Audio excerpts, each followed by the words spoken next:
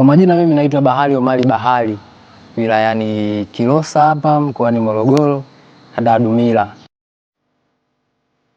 Tangu nilipomaliza shule, nadhani ilikuwa ni kama 2020 hivi. Nikajikita na mzee shamba kwa sababu matokeo yalikuwa sio mazuri sana shuleni. Kwa nikawa bene na mzee kufanya shughuli zake za kilimo, mimi nilikuwa nyuma yake. Kila hatua napiga naye. Hapo nyuma matokeo yalikuwa sio mazuri sana kwa sababu kilimo cha nyuma kilikuwa, yani mwaka huo nilipokuwa naanza naye, ukulima ule ulikuwa kama ni wa kizamani sana. Manake kulikuwa hakuna program zozote zinazofuatiliwa, ni kilimo cha kienyeji kilikuwa. Mpaka kufikia 2022 nikawa sasa nimepata nguvu kidogo ya mimi kuanza kusimamia na mimi ya kwangu, tofauti na yeye kuongozana naye.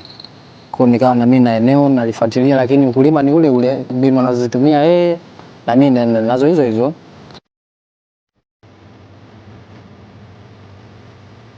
Ndipo nikakutana na fursa moja, tulipewa nafasi tukashiriki, kama ilikuwa ni kuhudhuria issue moja hivi, ikatufanya sisi tukakutana na viongozi wa serikali wa kijiji chetu hapa. Wao ni walikuwa mabwana shamba, maafisa vilimo. Wao wakatuambia hivi, kuna fursa zimetokea, na fursa hizi zinawalenga vijana ambao wanajishughulisha na kilimo, na ninyi ndio ambao tumewajaribu kuwaita mhudhurie kikao, lakini nimefika.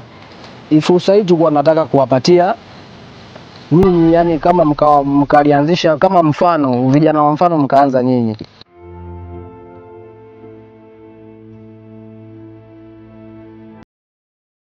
Mradi huo ulikuwa unaitwa YEFA.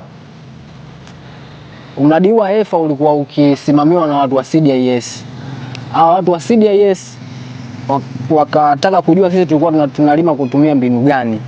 Tukaambia sisi hatuna mbinu yoyote, ni vile tunaona kwa wazee wetu waliotangulia walioanza shughuli ya kilimo, na sisi tumependa kufanya jambo kama hili, kwa tunatumia mbinu hizo hizo.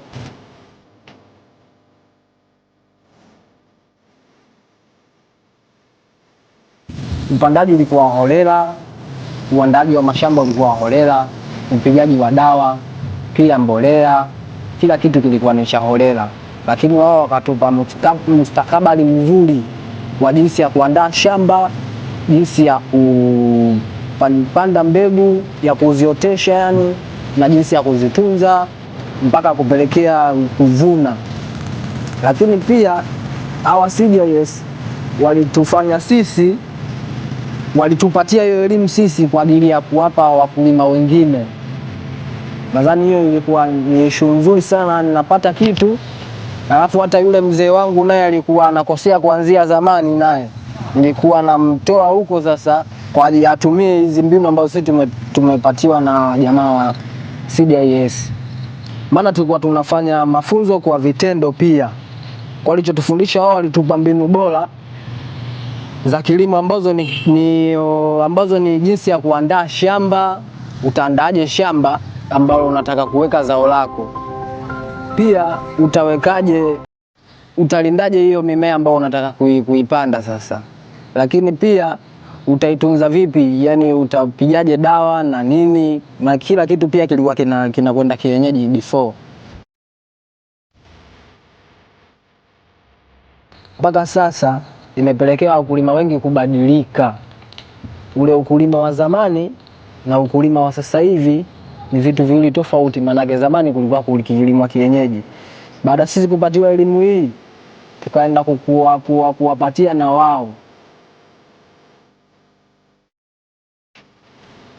Tangu nilipokutana na hawa watu wa CDIS, wao wakanifanya mimi kuamini kilimo ni issue ambayo na mimi pia inaweza kunifanya nikafanikiwa kimaisha. Kwa maana si lazima niwe na eneo kubwa, naweza kuweka kidogo likawa eneo dogo nikapata faida kubwa. Nalima kitunguu kama hichi mnavyoona, pia nalima na hoho, nalima pia na cabbage. Lakini pia sio shamba hili la kunizidi uwezo, lakini ni dogo, lakini ambalo linanipatia faida. Ni kwa nini? Kwa sababu nimetumia tu mbinu bora za kilimo hicho.